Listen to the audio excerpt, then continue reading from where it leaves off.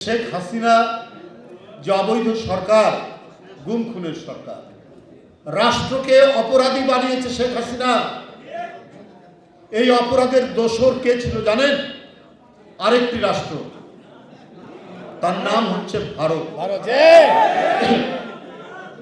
শেখ হাসিনার সকল অপরাধ, সকল গুম খুন হত্যা, এগুলোকে সমর্থন দিয়েছে।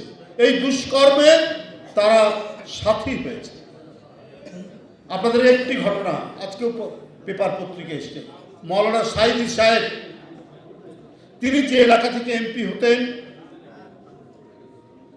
পিরোজপুরের তার যে এলাকা, সেই এলাকায় একজন সাক্ষী, তার পক্ষের সাক্ষী, তার বিরুদ্ধে যে অভিযোগ আনা হয়েছে, সেই অভিযোগ যে মিথ্যা, সেইটা বলার জন্য তার পক্ষের একজন সাক্ষীর নাম সুখরঞ্জন বালি।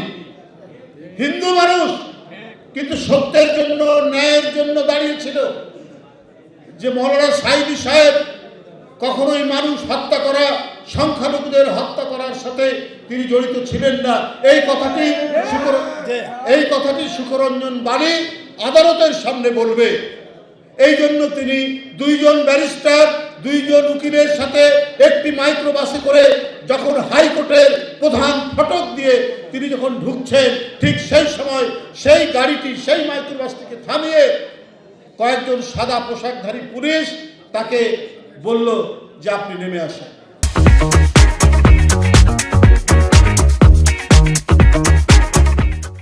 তার আইনজীবী, তার ব্যারিস্টার, তার উকিল বলল ও তো আমাদের সাথে আদালতে যাচ্ছে। বলছে না, সে যেতে পারবে না, সে আমাদের সাথে যাবে। তারপরে তাকে সেখান থেকে তুলে নিয়ে এসে হাঁটিয়ে হাঁটিয়ে নিয়ে যাওয়া হয়। কোথায় নিয়ে যাওয়া হয় তা কেউ বলতে পারে না। কোথায় নিয়ে যাওয়া হয়েছে, কোথায় রাখা হয়েছে, কেউ জানে না। 5 বছর পর জানা গেল সুখরঞ্জন বালি ভারতের একটি কারাগারের মধ্যে ছিলেন। তিনি বেরিয়ে এসেছেন। তিনি যে লোমহর্ষক বর্ণনা দিয়েছেন, সেটা যদি আপনারা শোনেন, আপনাদের গায়ের যে পশম, শরীরের পশম, সেই পশম দাঁড়িয়ে যাবে। তাহলে বাংলাদেশ, এখানে একজন নিষ্ঠুর দানব সরকার, একজন মহিলা ফেরাউন, সে শাসন করেছে। কিন্তু আর কোন রাষ্ট্রের এই শেখ হাসিনাকে সমর্থন দেয়নি। পার্শ্ববর্তী একটি দেশ তাকে সমর্থন দিয়েছে, ভারত, কিন্তু সে সমর্থন দিতে পারে। কিন্তু যে অন্যায়গুলো শেখ হাসিনা করেছে, তিনি বিরোধী দলকে নিশ্চিহ্ন করার জন্য, বাংলাদেশ থেকে বিরোধী দল শূন্য করার জন্য, কথা বলার অধিকারকে নিশ্চিহ্ন করার জন্য, গণতন্ত্রের সকল প্রতিষ্ঠানকে ধ্বংস করে দেওয়ার জন্য, নির্বাচন, পার্লামেন্ট, নির্বাচন কমিশন এবং সংবাদপত্রের স্বাধীনতাকে একেবারে শিকড় থেকে উপড়ে দেওয়ার যে প্রচেষ্টা চালিয়েছেন 15 বছর, 15.5 বছরে, প্রত্যেকটির সাথে ওই পার্শ্ববর্তী দেশ ভারত যুক্ত ছিল।